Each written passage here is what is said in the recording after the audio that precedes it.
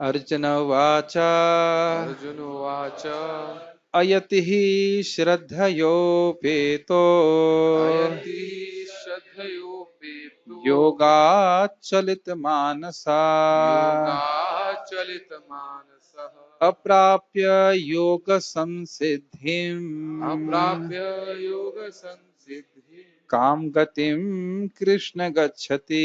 कां गतिं कृष्ण गच्छति। अर्जुन ने कहा अयति अयति ही। देखिए इस टीका में आप इसको देखेंगे बहुत सुंदर है, प्रभुपाद इसको अनुवाद कर रहे हैं असफल योगी। इसको यति यति मतलब जो यत्नशील है, भगवान की भक्ति प्राप्त करने के लिए, योग सिद्धि प्राप्त करने के लिए जो यतिशील है, यत्नशील है, यत्न यत्न समझते हैं ना, प्रयास, तो जो प्रयासशील है वह यति कहलाता है। ठीक। अयति मतलब यह नहीं है जो प्रयासशील नहीं है। बहुत ध्यान देना होगा, टीका में भी आ जाएगी बात। अयति का अर्थ यह नहीं है जो प्रयासशील नहीं है। जनरली हम सोचते हैं ना, मुझे उदाहरण दीजिए कोई शब्द का जो अ से लगता हो। असाधारण, साधारण मतलब सिंपल सामान्य, असाधारण जो साधारण नहीं हो, ऐसा अर्थ हम लेते हैं। तो यहाँ पे क्या रहे हैं अयति, तो अयति का अर्थ, यति का अर्थ प्रयत्नशील, और अयति आप कहेंगे क्या, जो प्रयत्नशील नहीं है। लेकिन यह अर्थ नहीं है, ये अर्थ यह है कि जिसने पूर्ण प्रयास नहीं किया। समझ रहे हैं? ये भी टीका में भी आप देख लीजिएगा, अयति का अर्थ है कि जिसने प्रयास पूरी तरह से नहीं किया है, ये अर्थ है। इसीलिए प्रभुपाद असफल योगी कह रहे हैं। योगी अर्थात उसने कुछ प्रयास किया लेकिन पूर्ण तरह से प्रयास नहीं किया, पूरी तरह से सफल नहीं हुआ। ये शब्द का बड़ा स्पेशल अर्थ है। अयत ही श्रद्धयोपेतो, श्रद्धया उपेत यानी कि पहले तो वह श्रद्धा से इस योग के पथ में लगता है। योगात चलित मानसः, लेकिन उसका मन योग के पद्धति से हट जाता है। अप्राप्य योग संसिद्धिम काम गतिम कृष्ण गच्छति, योग की सम्यक सिद्धि जिसमें मन हमेशा भगवान में ही जाए, उसको वह प्राप्त नहीं कर पाता है, तो उसकी क्या गति होगी कृष्ण। प्रश्न समझ में आ रहा है? जिसने योग अभ्यास करना शुरू किया लेकिन बीच में ड्रॉप कर दिया, ड्रॉप करना ही बोलेंगे, कोर्स पूरा नहीं किया, तो वह योग की परम सिद्धि तो प्राप्त नहीं कर सका, तो अब उसकी क्या गति होगी। हिंदी में कहते हैं माया मिली न राम। भाई जो भगवान राम का भजन करने चला, भगवान श्री राम को पूरी तरह प्राप्त नहीं कर सका, तो माया का भोग भी छूटा और भगवान श्री राम के चरणों की प्राप्ति भी नहीं हुई। ऐसा लोग बोलते हैं इस प्रकार से। तो ऐसे व्यक्ति की क्या गति होगी। कभी कभी लोगों को डरा, भक्तों को, ब्रह्मचारियों को डराने के लिए बोल देते हैं, देखते हैं कितने दिन करते हो, बोलते हैं ना इस प्रकार से। और इस भक्ति के प्रोसेस में भी हम देखते हैं कि कुछ लोग कुछ समय तक भक्ति करते हैं और फिर छोड़ देते हैं। क्या आप ऐसा होते हुए नहीं देखते? अपने संग होते हुए मत देखना। नहीं सब बोलते हैं, लेकिन क्योंकि ये भ्रांत धारणा भ्रांत धारणा जाती नहीं है कि इस जगत में सुख है। किसी तरह एडजस्ट करके मैं इस जगत में सुखी हो जाऊंगा, ये कन्विक्शन इतना गंभीर है कि व्यक्ति भक्ति छोड़ देता है। और क्यों छोड़ेगा बताइए भक्ति? कोई प्रसाद में कोई दिक्कत है या भक्त गाली दे रहा है, कुछ होता है? और क्या बाहर कोई गाली नहीं देता? खूब गाली बकते हैं, कितना भी आप सेवा कीजिए, कुछ बोलता है अरे आज आराम कर लो, कोई रेसिप्रोकेशन है? कुछ भी नहीं। तो इसलिए ऐसा हो जाता है। अर्जुन ने कहा हे कृष्ण, उस असफल योगी की गति क्या है जो प्रारंभ में श्रद्धा पूर्वक, श्रद्धयोपेतो, श्रद्धा पूर्वक आत्म साक्षात्कार की विधि ग्रहण करता है। श्रद्धा मतलब उसको रुचि होती है, हम करेंगे, हम भक्ति करेंगे, किंतु बाद में भौतिकता के कारण उससे विचलित हो जाता है, अर्थात भौतिक इच्छाओं के कारण, और योग सिद्धि को प्राप्त नहीं कर पाता। गीता भूषण टीका, यह कई बार कहा गया है कि ज्ञान गर्भा निष्काम कर्म योग जिसका पर्यवसान अष्टांग योग में होता है, वह सभी दुखों का मर्दन करने वाला है और आत्मा और परमात्मा का दर्शन कराने वाला है। क्या लाइन का अर्थ है? जो व्यक्ति निष्काम कर्म योग में लगा है, हमारे संबंध में कहें तो भक्ति योग में लगा हुआ है, प्रैक्टिकल सेवा में लगा हुआ है, उसके हृदय में भगवान का ज्ञान अपने आप प्रकाशित हो जाता है। इसीलिए इसको ज्ञान गर्भ कहा जाता है। और प्रायः जो टेक्निकली जो पहले व्यक्ति निष्काम कर्म योग करता है और उसके बाद और अपने जब उसका मन थोड़ा शुद्ध हो गया तो अब मन को और फोकस करने के लिए वह अष्टांग योग का आश्रय लेता है। इसलिए पर्यवसान कहते हैं। पर्यवसान मीन्स कल्मिनेशन। जैसे नदियां हिमालय से चलती हुई अंततो गत्वा समुद्र में आके मिलती हैं, ऐसे ही निष्काम कर्मयोग का पर्यवसान मतलब कल्मिनेशन जो है, कल्मिनेशन का कहेंगे हिंदी में, पर्यवसान ही कहेंगे, उसका और कोई शब्द नहीं है।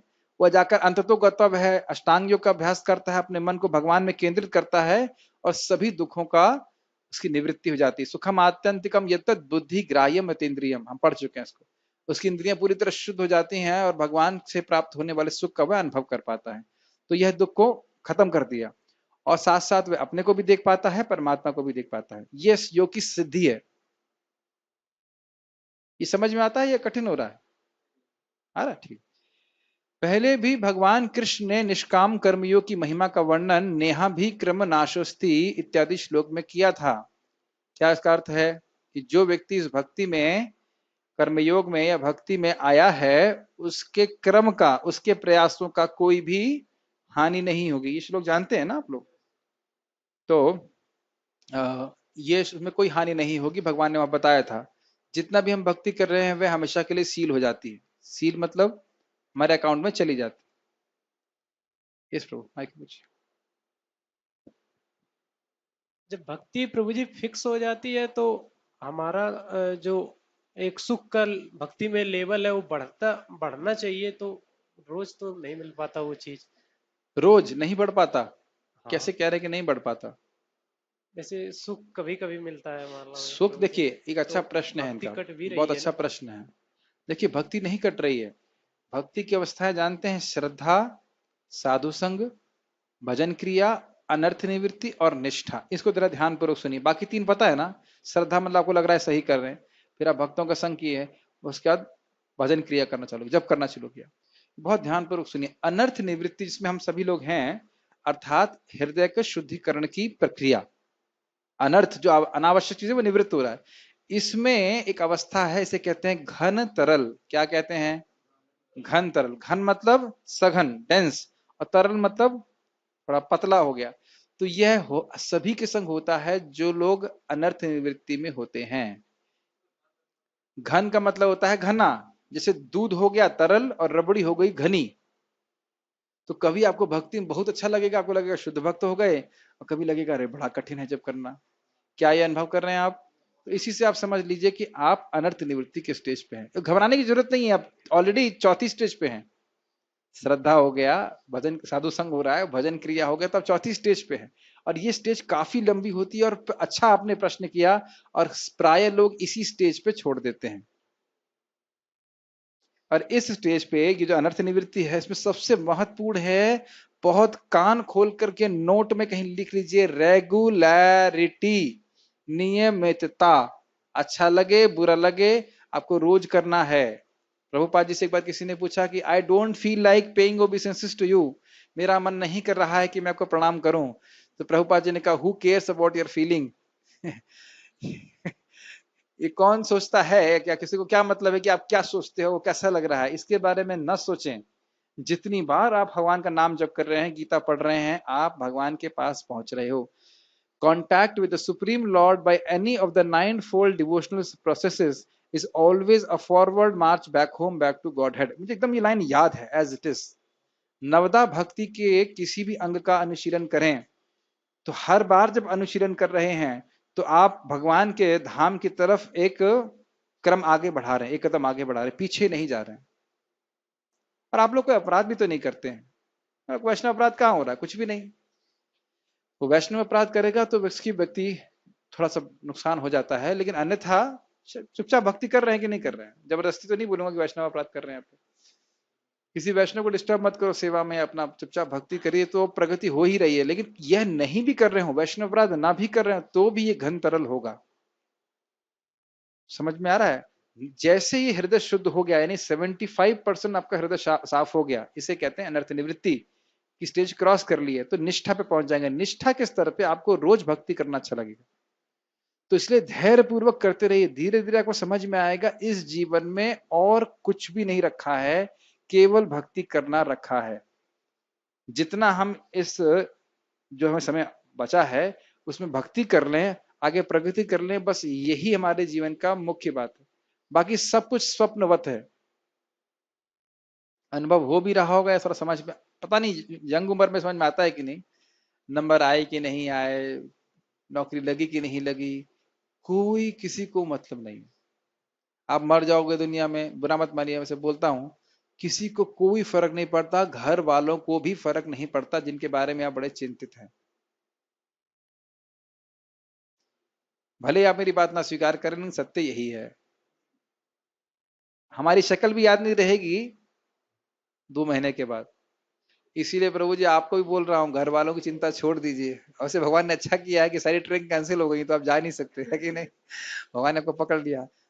हमारे एकमात्र माता पिता कृष्ण ही हैं, उनकी सेवा करनी, वही रक्षा करने वाले। यस, माइक दीजिए। तो यह समझ में आ रहा है कि इस भक्ति के क्रम में कोई नाश नहीं होता, तो इसी में क्रम बढ़ाओ ना, इसी में प्रयास करिए आगे बढ़कर। इस जगत में तो भागना कैसा है, जैसे आप देखो वो जो वजन घटाने के लिए भागते हैं ना लोग मशीन पे, देखा नहीं, ट्रेडमिल कहते हैं, भागते भागते भागते कितना आगे भाग जाते हैं वो, कहीं नहीं जाते, खाली पसीना बहा रहे हैं। उसी प्रकार से लोग कहीं नहीं पहुंचते इस जगत में। यस, आप, मैं नहीं बोल रहा हूं, आपने सुना था ऋषभदेव से, पराभवस तावद अबोध जात यावन्न जिज्ञासतम आत्म तत्वम। व्यक्ति की निश्चित हार हो रही है जब तक वह आत्म तत्व के बारे में जिज्ञासा नहीं करता। यस, अभी जिस स्टेज के बारे में आप बताए कि भक्ति के जिस स्टेज पर प्रायः लोग छोड़ देते हैं, हाँ, इस स्टेज में कब तक अभ्यास, वैराग्य और प्रयास करने पे लोग इसके अगले स्टेज में पहुंचेंगे? मतलब क्या टाइम लगता है? अच्छा प्रश्न है। अर्जुन ने भी यही प्रश्न किया था कि कब प्राप्त होगा, तो उत्तर था जब प्राप्त होगा तब पता चल जाएगा। इसका कोई टाइम फ्रेम नहीं कह सकते। अच्छे से भक्ति करेंगे तो कुछ महीनों में भी प्रगति करने। वस्तुतः नारद मुनि ने 4 महीने में कृष्ण प्रेम प्राप्त कर लिया था। अगर आप आश्रम ज्वाइन कर ले तो हम नारद जी की भी पढ़ाने वाले हैं। 4 महीने में कृष्ण प्रेम प्राप्त कर लिया था। और ध्रुव महाराज ने 6 महीने नहीं, 3-4 महीने में। चित्रकेतु महाराज 7 दिन में भगवान का दर्शन प्राप्त कर लिए थे। तो कितना, वही बात है, तकलीफ जो है ना भगवान इंद्रिय संयम करने में आती है। ये समझिए, जब महाप्रभु से पूछा गया कि वैष्णव का आचार क्या होना चाहिए, तो उन्होंने क्या बोला, आचार मतलब नींबू का अचार नहीं, वैष्णव का, ये नहीं पूछा कि वैष्णव को कौन सा आचार खाना चाहिए ये नहीं है। वैष्णव आचरण में 3 चीजें बोली, 3 शब्द बोले, असत संग त्याग, 3 शब्द, यही वैष्णव आचार, ये आचार हमें खाना है। असत संग त्याग। अब आप बता सकते हो कि महाप्रभु ने केवल ये 3 शब्द क्यों उपयोग किए? क्योंकि देखिए सत्संग करना तो आसान है, थोड़ा कठिन है मान सकते हैं, लेकिन असत संग को त्यागना बहुत कठिन है। क्यों? क्योंकि वह असत संग हमको अच्छा लगता है। सही बोल रहा हूं, गलत? अगर असत्संग त्यागे तो बहुत तीव्र प्रगति होती है भगवान की। जैसे फिर एक कृष्ण नाम लेने से ही कृष्ण उस जीव का उद्धार करेंगे, है कि नहीं? चैतन्य भागवत में है ये। दूसरी लाइन क्या है? यदि वह किसी की निंदा ना करे। तो दूसरी लाइन जो है बड़ी बहुत कठोर है। इसका मतलब ये नहीं है कि हम भक्ति ना करें। आप देखो हरे कृष्ण मंत्र करते करते आपको निंदा सुनना बहुत खराब लगने लग जाएगा। क्या ये बातें कर रहे हैं, क्या आवश्यकता है ऐसा बात करने की? ये अपने आप होने लगता है। मैं इसमें थोड़ा कहना चाहता हूं, थोड़ा डाइवर्ट करें फिर वापस आ जाते हैं। हरि नाम, हरे कृष्ण मंत्र में एक वस्तु शक्ति है। जैसे वायरस में एक वस्तु शक्ति है, आप जाने अनजाने संपर्क में आओ तो बीमार कर ही देगा, है ना? ऐसे ही महामंत्र में एक वस्तु शक्ति है। It doesn't depend on your भाव, आपके भाव पे निर्भर नहीं करता। तो हम हरे कृष्ण बोलते हैं और कान से सुनते हैं, बोलने मात्र से हमारी अविद्या नष्ट होती है। हम कान से सुनते हैं तो भगवान कान के द्वारा हृदय में प्रवेश करते हैं सीधे। ये बात आपने कभी देखी है कि जो हम सुनते हैं वही शब्द हमारे हृदय में प्रवेश करता है? ये बातें आप समझ पा रहे हो? आपको समझ में आ रहा है मैं क्या बोल रहा हूं? कैसे समझ में आ रहा है? कान से सुनते हैं तब मन उसको कैच करता है। तो जब हरे कृष्ण मंत्र हम सुनते हैं तो सीधे ही हमारे हृदय में प्रवेश करता है। प्रयास करना चाहिए, एज फार एज पॉसिबल सुनने का प्रयास करना चाहिए। बात आपको बहुत सिंपल लगती होगी, आपने हजारों बार सुन लिया होगा, लेकिन इसकी बात को हम समझ नहीं पा रहे हैं। हमारे हृदय में जो गंदगियां हैं उनको साफ करने की शक्ति हमारे पास नहीं है। लेकिन जब हम भगवान के नाम को अपने कान के द्वारा प्रवेश कराते हैं तो बहुत जल्दी, और ये कथा सुनते हैं तो बहुत जल्दी भगवान अपनी शक्ति से हृदय को साफ कर देते हैं। तो ये जो बार बार हम बोलते हैं ना, श्रद्धा नहीं होती, श्रद्धा नहीं होती, तो कारण क्या है? हृदय का दूषण। क्या कारण है? हृदय का दूषण। जैसे जैसे हृदय का दूषण समाप्त होगा भगवान के नाम से, सहज रूप से भगवान के नाम की महिमा, भगवान की कथा, सब कुछ किस प्रकार से आपको ठीक कर रहा है यह भी आपको अनुभूत होने लग जाएगा। There is no other how. जो प्रोसेस प्रभुपाद जी ने दिया है बहुत विज्ञानमय प्रोसेस है, उसको हम कभी आगे चर्चा करेंगे। यस, माइक दीजिए इनको। ये श्रवण बहुत शक्तिशाली है। यस प्रभु। मान ली हरे कृष्ण जी, मान लीजिए कोई भक्त तक निष्ठा तक नहीं पहुंचा, लेकिन उसका हृदय में ये भाव है कि मैं सिर्फ कृष्ण की ही सेवा के लिए, और वो अंत जीवन तक मतलब वो कृष्ण की ही सेवा में लगा हो, तो क्या वो भगवत धाम जा सकता है ना? क्या वो निष्ठा पे आया कि नहीं आया? आ गया, ये तो निष्ठा है कि मुझे कृष्ण की सेवा करनी है। ये तो निष्ठा हुई ना। निष्ठा मतलब फर्म फेथ। आपको आप में से कितने लोगों को ये श्रद्धा हो गई है कि भक्ति तो करनी ही है? ओके, मेरे सामने हाथ खड़ा कर रहे हैं। मतलब अब कुछ नहीं है कि ये नहीं है कि अब माता जी बोलेंगी, पिताजी बोलेंगे, कुछ ना ना करना ही है। अब देख रहे हैं कि श्रवण के द्वारा, हरिनाम के द्वारा ये एकदम कन्विंस हो गया, चाहे मैं कितना भी पतित हूं, चाहे मेरे अंदर कितने भी दोष हो, मुझे भक्ति करनी ही है। It's very nice faith. ये ऐसा फेथ श्रद्धा नहीं आती लोग, है क्या लोगों की? नहीं है। कभी कृष्ण मंदिर में भी आएंगे, शिव जी के मंदिर में जाएंगे, कुछ भी हो जाएगा। भक्ति ही एकमात्र उपाय है और मैं तो कभी नहीं छोड़ूंगा। ये अगर हृदय में आ गया, बहुत बड़ा कल्याण हो गया। नहीं छोड़नी भक्ति। और ये भी ध्यान देना चाहिए कि भक्तों का संग नहीं रहेगा तो ये श्रद्धा नहीं टिकी रहेगी। तो इसलिए भक्तों का संग ही मुझे करना ही है। बिल्कुल इस प्रकार से व्यक्ति को श्रद्धा होनी चाहिए। यस प्रभु। जैसे कोई भक्ति कर रहा है, थोड़ा जोर से बोलिए माइक। हाँ। जैसे कोई भक्ति कर रहा है और उसने किसी कारणवश छूट गया, हाँ। भक्ति से मतलब थोड़ा इधर उधर हो गया साइड में, तो कई सालों बाद या फिर बहुत समय बाद जब वापस भक्ति में आया तो उसका लेवल वही रहेगा या फिर बहुत ज्यादा डाउन हो जाएगा? वो बहुत बहुत ज्यादा उसका वो हो गया, पतन हुआ। देखिए, एक बात ये अच्छा प्रश्न है कि भक्ति को इसी जन्म में अगर वापस आया तो क्या होगा? थोड़ी कठिनाई तो होगी उसकी, क्योंकि उसने जीवन में भोग भी किया होगा। ऐसा भक्ति छोड़ दिया तो ऐसा तो नहीं है कि कृष्ण की, मतलब कृष्ण की सेवा नहीं कर रहा तो माया की सेवा तो करेगा, लेकिन फिर भी उसका जो भगवान के प्रति भाव है वह फिर वापस जागृत होगा। बहुत अच्छा प्रश्न किया है, बहुत सुंदर प्रश्न किया है। मुझे श्रीपाद यामुनाचार्य जी की बात याद आ रही है। यामुनाचार्य जी बचपन में बहुत अच्छे डिवोटी थे, और उसके बाद वह, लंबी घटना है मैं छोटी सी बता रहा हूँ, उसके बाद वह एक प्रतियोगिता जीत जाते हैं और उनको राज्य मिल जाता है, और उसके बाद वो राजा बन जाते हैं और काफी समय तक वो राज्य करते रहते हैं।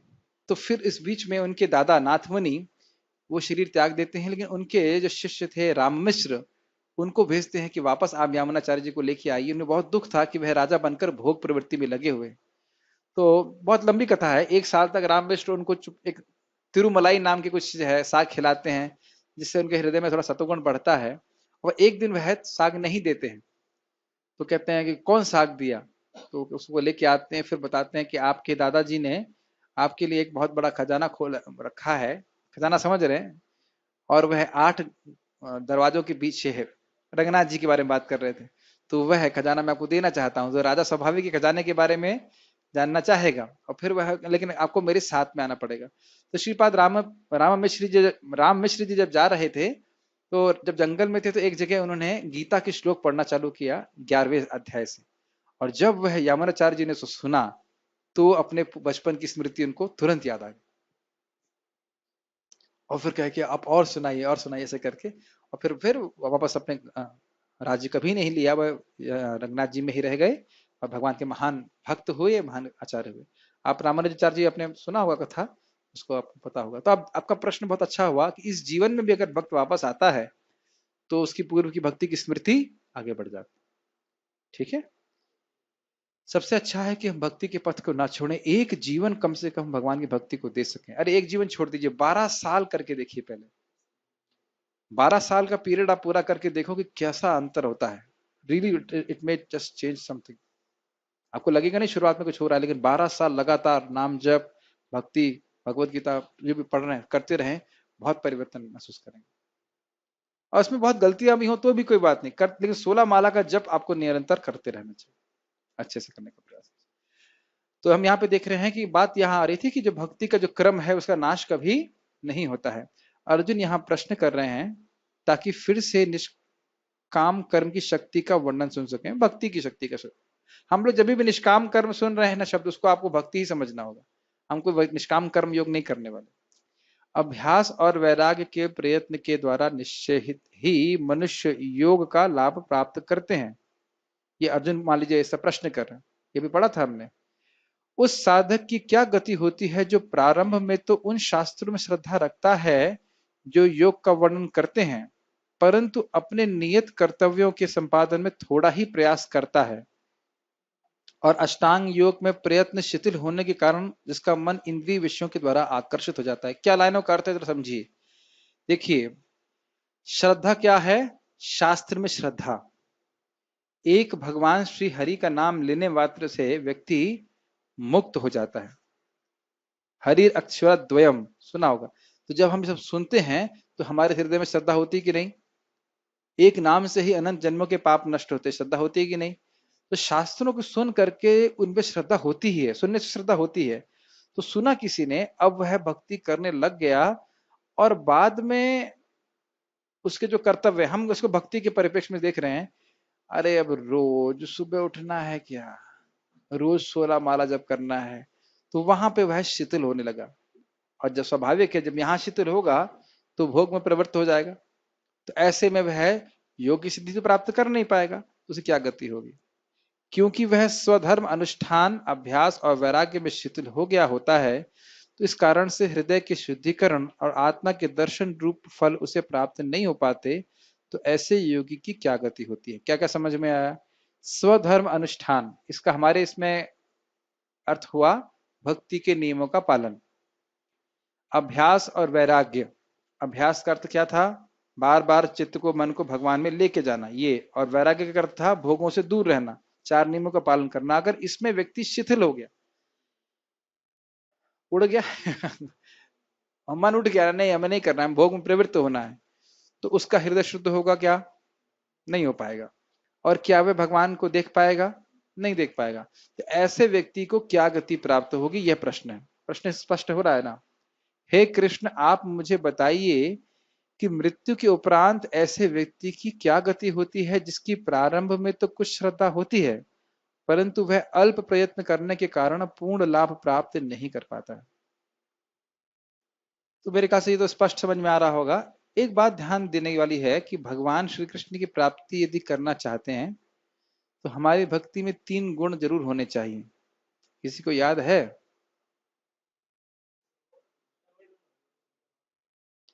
भगवान के चरणों की प्राप्ति करनी है तो 3 गुण हमारी भक्ति में होने चाहिए। एक है निष्कपटता, निरंतरता और अनुकूलता। निष्कपटता, निरंतरता और अनुकूलता।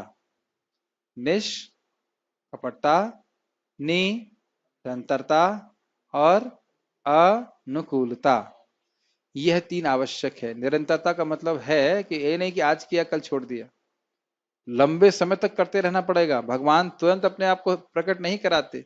निष्कपटता मतलब जो अभ्यास है उसको करें। अब मैं पूछूं कि आपने 16 माला कर लिया है, तो मैं कैसे जानूंगा कि आपने 16 माला कर लिया? हमें खुद जानना होगा कि हमारे 16 माला हो गई है। और अनुकूलता, भगवान को प्रसन्न करने की भावना। तो ये 3 होंगी तब भगवान अपने आप को प्रकट करते हैं। सब फॉर्मूले श्रीमद् भागवतम के हैं, सूत गोस्वामी जिसको बताते हैं। तो इस प्रकार की अगर तीनों में चीज में कहीं कमी आई, अनुकूल भाव है लेकिन थोड़ा निरंतरता नहीं, आज किया कल छोड़ दिया, 2 महीने छोड़ दिया, या निरंतर है और अनुकूल है लेकिन निष्कपट नहीं है, कुछ भोग की वस्तु प्राप्त करता है चाहता है, और कुछ ये दुनिया को दिखाने के लिए बहुत सारी कुछ, इसमें तीनों में भी अगर एक भी चीज में मिस्टेक है तो भगवत साक्षात्कार में कठिनाई प्राप्त होगा। अगर इस प्रकार से व्यक्ति कर रहा है तो उसे पूर्ण लाभ प्राप्त नहीं होगा। वैसे भी यहीं पे भी हमने देखा, अभ्यास, वैराग्य और नियमों का पालन अगर नहीं कर रहा है, छोड़ दे रहा है, तो उसे क्या गति प्राप्त होगी। ठीक, इससे देखिए हमको भी अपनी भक्ति में सीखने को मिलता है कि नियमित रूप से भक्ति करना बहुत जरूरी है, भोगों से दूर रहना बहुत आवश्यक है, नहीं तो हम कब बह जाएंगे मालूम नहीं चलेगा।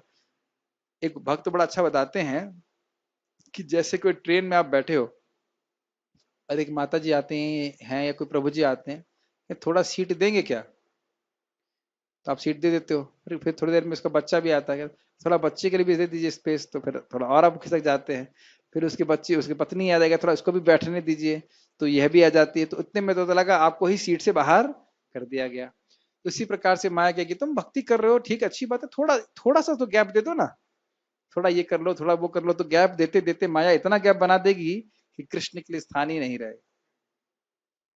ऐसा बहुत से भक्तों से होता हुआ देखा गया है, इसलिए बचना चाहिए। अयतिहीन अर्थात जिसने थोड़ा प्रयास किया हो, न कि जिसने कोई प्रयास ही न किया हो। ये मैंने समझाया था ना अभी आपको। अयति का अर्थ यह नहीं है कि उसने यत्न किया ही नहीं है, अपितु उतना यत्न नहीं किया है कि भगवान का साक्षात्कार प्राप्त हो सके। उदाहरण दे रहे हैं, जैसे अनुउदारा युवती का अर्थ है जिस युवती की कमर पतली हो, न कि वह युवती जिसकी कमर हो ही नहीं। ये लॉजिक दे रहे हैं कि कहना कि अन उदर, उदर मतलब होता है पेट, तो अनुदारा युवती ही मतलब जिस युवती का पेट नहीं हो। ऐसी युवती हो सकती है इसका पेट ना हो, तो यहाँ पे कहने का अर्थ है कि जिसकी कमर या पेट जो है वो पतला है, ना कि पेट है ही नहीं। उसी तरह अयति कहने का अर्थ क्या है, जिसने यत्न किया ही ना हो, नहीं, जिसने प्रयास पूर्ण रूप से नहीं किया, उसकी अर्थ। तात्पर्य पढ़िए। यस। भगवत गीता में आत्म साक्षात्कार या योग मार्ग का वर्णन है। आत्म साक्षात्कार का मूलभूत नियम यह है कि जीवात्मा यह भौतिक शरीर नहीं है, अपितु इससे भिन्न है और उसका सुख, शाश्वत जीवन, आनंद तथा ज्ञान में निहित है। मैं समझता हूँ ये लाइनें आप लोग समझते हैं या कुछ इसमें पूछ। ठीक, ये शरीर तथा मन दोनों से परे है। ये लाइन समझ में आई आपको?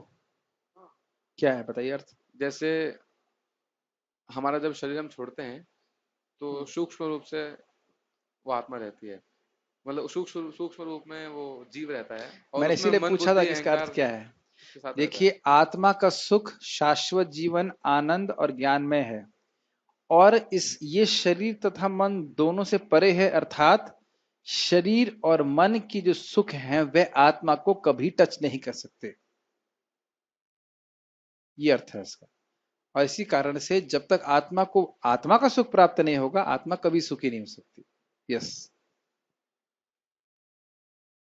पढ़िए।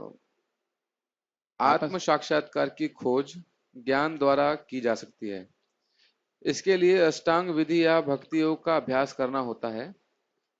इनमें से प्रत्येक विधि में जीव को अपनी स्वाभाविक स्थिति छीको मत, वो भी बिना कवर किए। अब तो घर जो हुआ, अब तो कुछ नहीं हो सकता, अब तो वायरस लगेगा ही। ठीक। इनमें से प्रत्येक विधि में जीव को अपनी स्वाभाविक स्थिति, भगवान से अपने संबंध तथा उन कार्यों की अनुभूति प्राप्त करनी होती है जिनके द्वारा वह टूटी हुई श्रृंखला को जोड़ सके और कृष्ण भावनामृत की सर्वोच्च सिद्ध अवस्था प्राप्त कर सके। ये लाइनें समझ में आ रही? प्रत्येक विधि में जीव को अपनी स्वाभाविक स्थिति क्या वो है समझना होता है, भगवान से अपने संबंध, भगवान का वो दास है, बस समझे, संबंध ज्ञान जिसे कहा जाता है, और उन कार्यों की अनुभूति अर्थात अभिधेय। जब मैं भगवान का दास हूं तो मुझे भगवान की सेवा करनी होती है, तो ये तीनों चीजें जब करे, मैं कौन हूं, भगवान कौन है, और मैं उनसे अपने प्रेममय संबंध को कैसे जागृत कर सकता हूं? ये तीन बातें, तीन बातें हैं। मैं कौन हूं, भगवान कौन है, उनसे मेरा क्या संबंध है, और मैं उस संबंध को जागृत करने के लिए क्या करूं। ये तीन चीजें अगर जब होंगी तो फिर टूटी हुई श्रृंखला, श्रृंखला समझते, श्रृंखला मतलब चेन, जैसे चेन टूट जाती है, लिंक टूट जाता है तो वापस जोड़ा जा रहा है, इसी को योग कहते हैं। ये बात बोल रहे हैं। इसके लिए सुनना बहुत जरूरी है। देखिए अगर हम लोग सुनेंगे नहीं तो हमारा हरे कृष्ण मंत्र का जप भी सूखा सूखा हो जाता है, एक रूटीन सा बन जाता है। क्या आपने ऐसा अनुभव किया है? तो श्रवण का बहुत प्रभाव होता है हमारी मतलब हमारे एटीट्यूड के ऊपर, मनोवृत्ति के ऊपर, और मनोवृत्ति के ऊपर क्या निर्भर करती है? क्या पढ़ाया था नेटर ऑफ इंस्ट्रक्शन में? कृष्ण भावना में प्रगति हमारी मनोवृत्ति पर निर्भर करती है। और मनोवृत्ति में क्या सिखाया था? सकाम भावना और कृपा याचना। हाँ, सब कुछ में हाँ, मन कहीं और है लगता है। बनारस तो नहीं चला गया मन, हरिया सिंह? तो सकाम भावना की निष्काम भावना। और अभी आप लोग को मैंने इस सूत्र गोस्वामी की बात में क्या बताया था? तीन बातें क्या महत्वपूर्ण है, याद है भक्ति में? रुक जाओ, बताने दीजिए। निष्कपटता, हाँ, निरंतरता और अनुकूलता। अनुकूलता, ये बहुत जरूरी है। ठीक है, ओके। इन तीनों विधियों में से किसी का भी पालन करके मनुष्य देर सवेर अपने चरम लक्ष्य को प्राप्त होता है। भगवान ने द्वितीय अध्याय में इस पर बल दिया है कि दिव्य मार्ग में थोड़े से प्रयास से भी मोक्ष की महती आशा तो है। आप ये देखिए, जो बलदेव विद्याभूषण जी ने टीका लिखी थी वो प्रभुपाद अपने इसमें इंक्लूड कर रहे हैं कि नहीं कर रहे हैं? ये फ्लो दिख रहा है आपको? अभी नेहा कर्मण्य नाशस्ती वाला कोट किए थे ना प्रभुपाद, यहाँ पे बोल रहे हैं इसको। यस, इन तीनों में से इस युग के लिए भक्ति योग विशेष रूप से उपयुक्त है, क्योंकि ईश साक्षात्कार की यह सर्वश्रेष्ठ प्रत्यक्ष विधि है। अतः अर्जुन पुनः देखिए एक बहुत आश्वस्त। अद्भुत बात है, भक्ति योग सृष्टि के पहले भी था, हाँ या ना? ठीक, सृष्टि के समय है या नहीं है, और सृष्टि के बाद रहेगा कि नहीं, ये बहुत गंभीर बात है। भक्ति ही एक ऐसे ही योग मार्ग है जो कि शाश्वत है। क्या ये बात समझ में आ रही है? बहुत गंभीरता से समझने का प्रयास कीजिए। प्रभुपाद जी इसको कृष्णा बुक में समझाते हैं।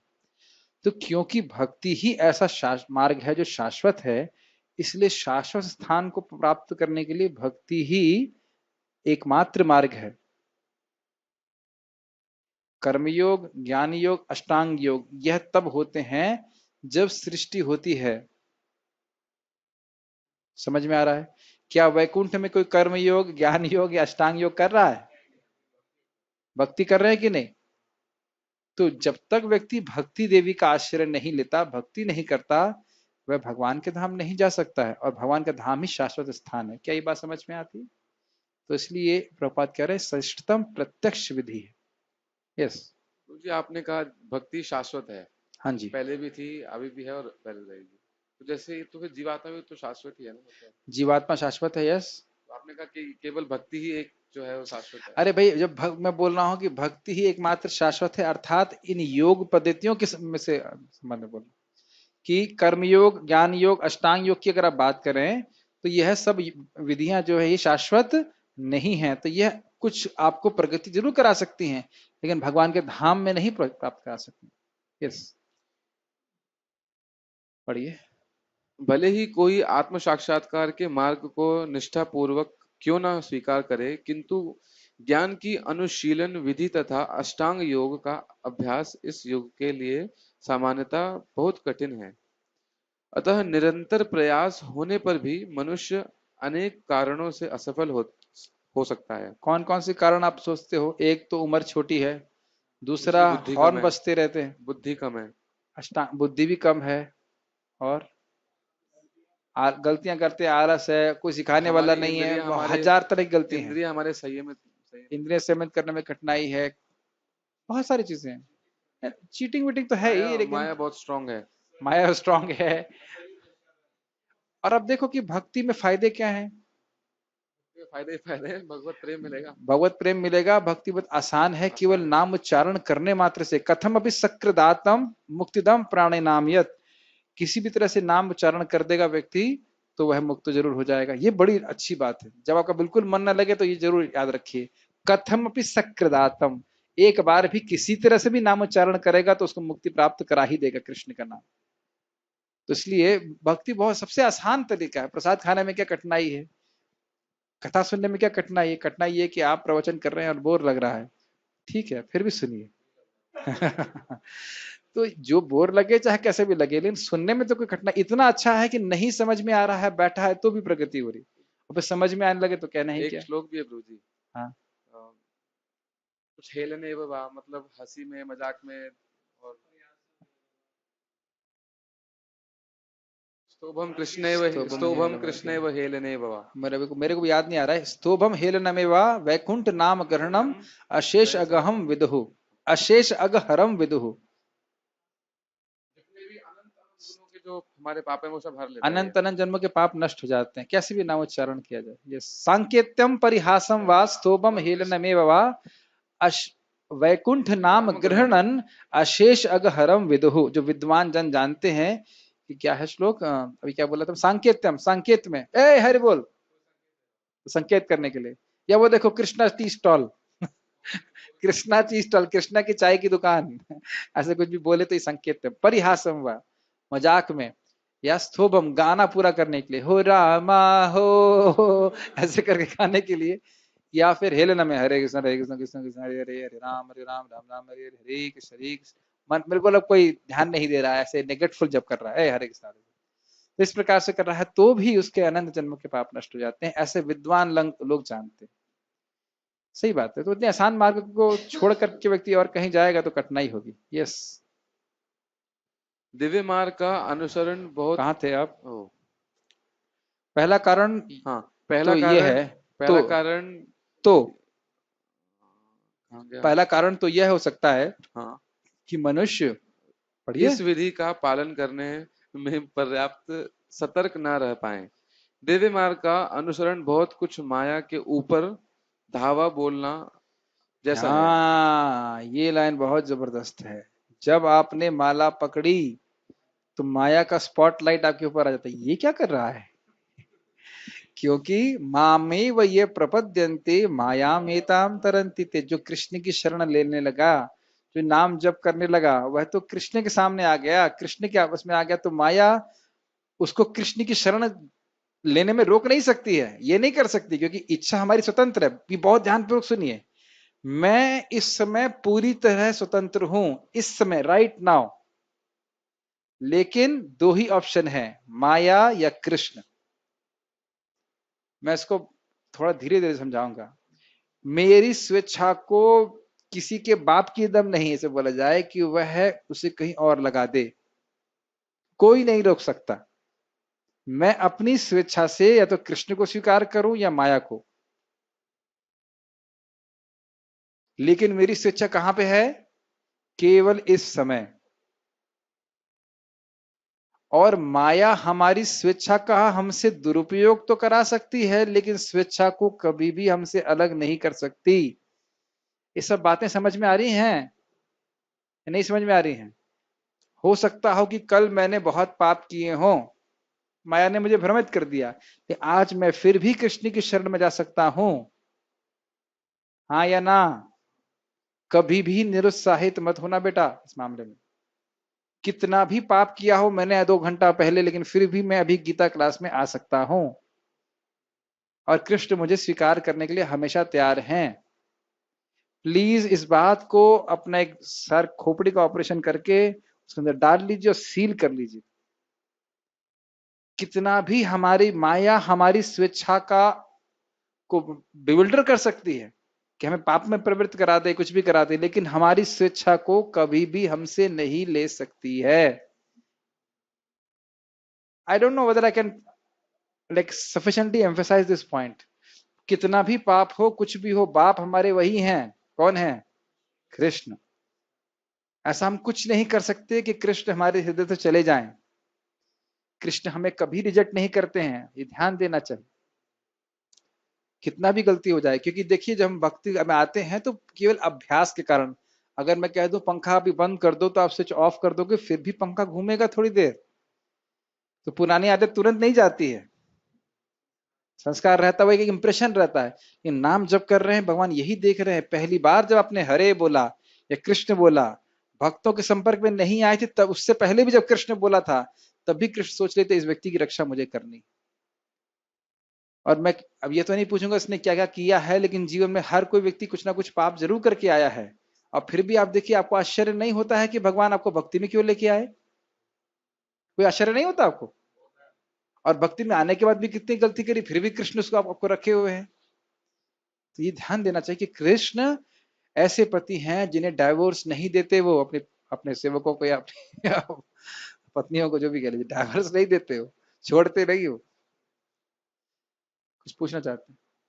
तो मैं खाली बोल रहा था, पहले मैं थोड़ा बात पूरा कर लेता हूं। मैं ये कह रहा था कि जैसे ही कोई जीव भोग को छोड़ करके भगवान को प्राप्त करना चाहता है तो माया की स्पॉटलाइट उसके ऊपर आ जाती है। स्पॉटलाइट समझते हैं? जैसे कोई कैदी जेल से भागना चाह रहा हो, जेल में रह रहा है तो कोई दिक्कत नहीं, सारे कैदी एक जैसे, लेकिन भागने का प्रयास कर रहा है तो फिर उसका फोकस आ जाता है। और अगर कदाचित अन्य लोगों को भागने का भी युक्ति दे रहा है तब तो और माया पकड़ेगी उसको। और ये भी ध्यान रखिएगा कि माया एक भी जीव को जाने नहीं देना चाहती यदि वह तैयार नहीं है। तो इसलिए बड़ी मेहनत करके बहुत भक्तों के संग रह के अपने को दृढ़ रखना है। यस प्रभु। तो माया का एक ही प्रीचिंग है, एक ही प्रीचिंग। क्या कर रहे हो यहाँ, टाइम वेस्ट कर रहे हो? चलो ऐसे करते हैं ना प्रीचिंग, बस यही, और कोई प्रीचिंग नहीं है, यही प्रीचिंग है बार बार। क्या कर रहे हो यहाँ, टाइम वेस्ट कर रहे हो? चलो, इसीलिए बार बार श्रवण करना आवश्यक है ताकि हम भक्ति की महिमा समझ सकें, जगत के स्वरूप को समझ सकें। कितना पिटाई करती है माया, रूपा जी इसको बोलते हैं खूब पीटेगी माया। कहते हैं, माया कहती है कृष्ण की शरण में क्यों जा रहे हो, मेरे पास आओ, मैं तुम्हें लात मारूंगी। सुने हैं प्रभात के lecture? Why are you going to Krishna, you come to me, I will kick you on your face.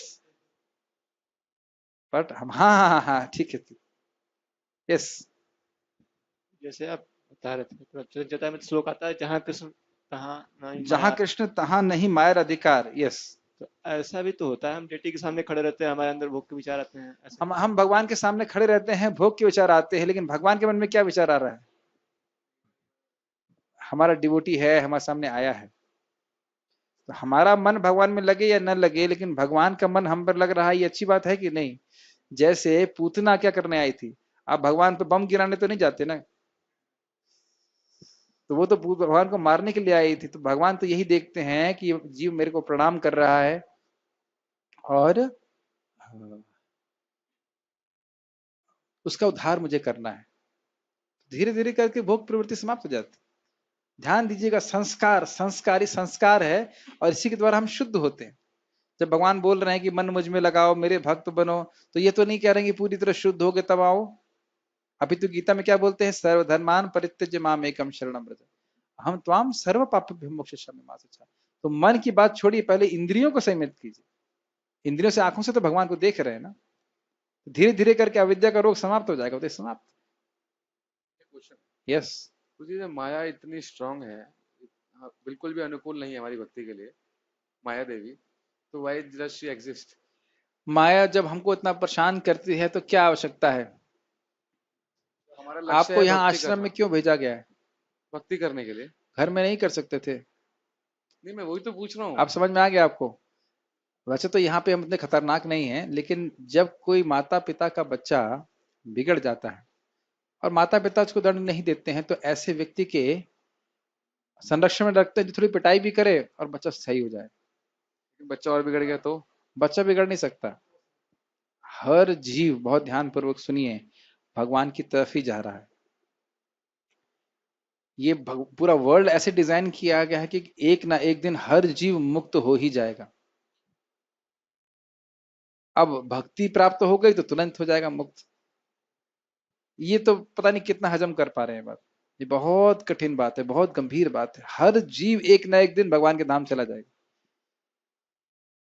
हम भक्ति का मौका देंगे, भक्ति करेंगे तो जल्दी पहुंच जाएगा। भगवान ने जगत बनाया ही इस प्रकार से।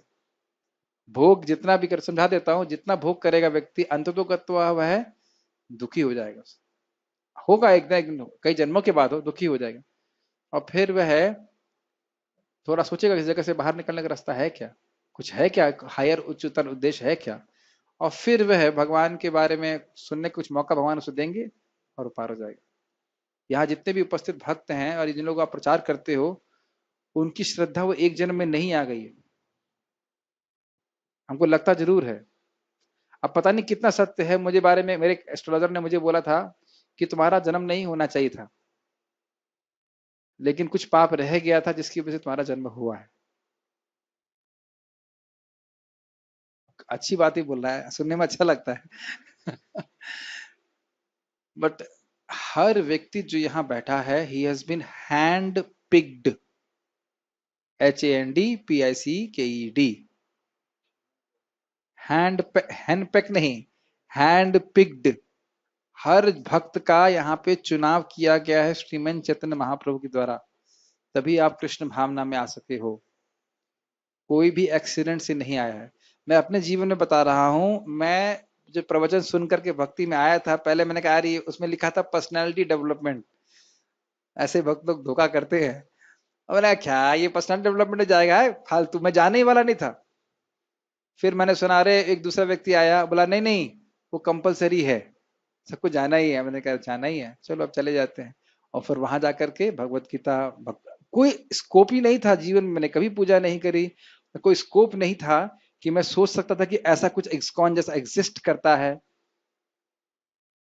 तो आज मैं इसको महसूस करता हूं कि भगवान की व्यवस्था रहती है। तो ये हर भक्त को अपने पर भगवान का अनुग्रह दिख रहा है या नहीं दिख रहा है। कुछ लोगों को नहीं दिखता हो शायद, इसलिए उसको वो छोड़ के भाग जाते हैं। ब्रह्मांड भ्रमिते कोनो भाग्यवान जीव, गुरु कृष्ण प्रसादे पाए भक्ति लता। ये बहुत बड़ी कृष्ण की कृपा है। और अब हमारे सामने हमारी मृत्यु कैसी होगी और क्या लाभ प्राप्त होगा जो हम जप कर रहे हैं, उसको तो हम कल्पना नहीं कर सकते। भगवान कितना अनुग्रह समझते हैं, ठीक है ना। मेरे को मन कर रहा है कहानी सुनाने के लिए, सुना दें।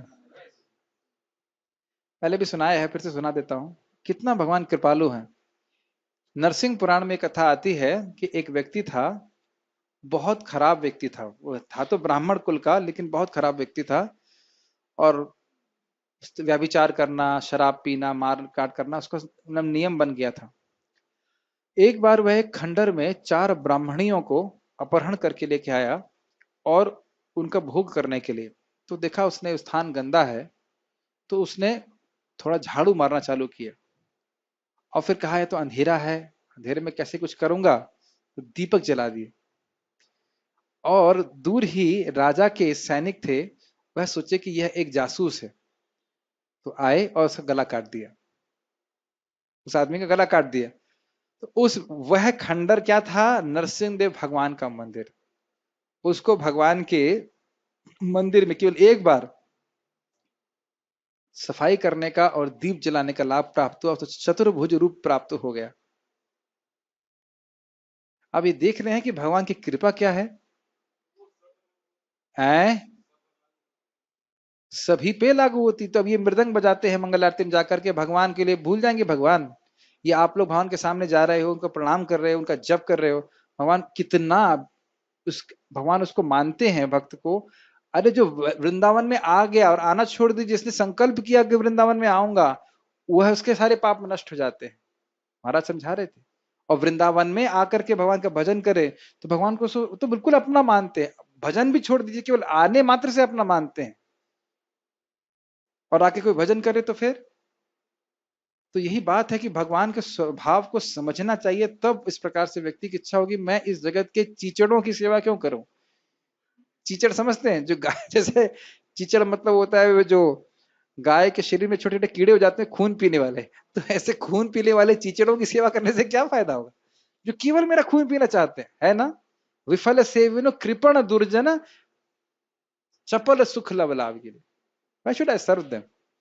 तो भगवान के स्वभाव को समझेगा तो भगवान की सेवा करने में ही निष्ठा रहेगी। तो मेरे पे भगवान का मन है, मैं जब भजन कर रहा हूं, ये बहुत बड़ा लाभ है ना। और कैसा मन, ये व्यक्ति मेरा है और इसकी रक्षा मैं करूंगा। खैर वापस आ जाते हैं। बात यह है कि माया के ऊपर धावा बोलना जैसा है, तो जब किसी पे आप धावा बोलेंगे तो ये नहीं कहेगा थैंक यू सर आपने धावा बोला, ठीक है ये रास्ता है देखिए जेल का, बाहर से निकल जाइए, ऐसा नहीं। बहुत सारे प्रलोभन देगी जिसके द्वारा व्यक्ति या योगी जो है वह अपने पाद से भ्रमित हो जाए। यस। फलतः जब भी मनुष्य माया के पास से छूटना चाहता है, तब वह विविध प्रलोभनों के द्वारा अभ्यास प्रलोभन के द्वारा अभ्यासकर्ता को पराजित पराजित करना करना चाहती चाहता है। क्या कैसे कैसे प्रलोभन होते हैं? देखिए पहले प्रलोभन है 4 नियमों का पालन करने में कठिनाई होती। जब इसको पार कर लेगा तो व्यक्ति के अंदर, अब क्योंकि इसने इंद्रिय संयम करना चालू किया है, तो यह प्रलोभन हो सकता है कि लोग उससे प्रभावित होना चालू हो जाएं। होने लगता है आपकी जितनी इंद्रिय संयमित होंगी उतना आप दूसरों को कंट्रोल कर सकते हैं। उनके पास सोचने की क्षमता आपसे कम होती है, आप अधिक बुद्धिमान हो जाते हैं, स्वाभाविक रूप से आप दूसरों को कंट्रोल कर सकते हैं। कंट्रोल का मतलब you can be a leader, और लोग आपको सम्मान करने लगते हैं। अब उसमें हम भ्रमित हो जाएं कि हम तो सम्मान प्राप्ति के लिए भगवान की भक्ति कर रहे हैं, तो जो भक्ति का मुख्य उद्देश्य है उससे हम ऑफ हो सकते हैं। इसीलिए श्रवण आवश्यक है। पढ़िएगा। बद्ध जीव पहले से प्रकृति के गुणों द्वारा मोहित रहता है और दिव्य अनुशासनों का पालन करते समय भी उसके पुनः मोहित होने की संभावना बनी रहती है। ये समझ में आ रहा है कि जब हम भक्ति कर रहे हैं इसका अर्थ यह नहीं कि हम पूरी तरह से मुक्त हो गए हैं, संभावना है कि माया से हम प्रभावित हो जाएं, ये बात बोल रहे। यही योगाचलित योगाचलित मानस अर्थात दिव्य पद से विचलित कहलाता है। अर्जुन आत्म साक्षात्कार के मार्ग से विचलित के प्रभाव मार्ग से विचलन के प्रभाव के संबंध में जिज्ञासा करता है। ठीक है, कुछ पूछना है यहाँ तक? नेक्स्ट।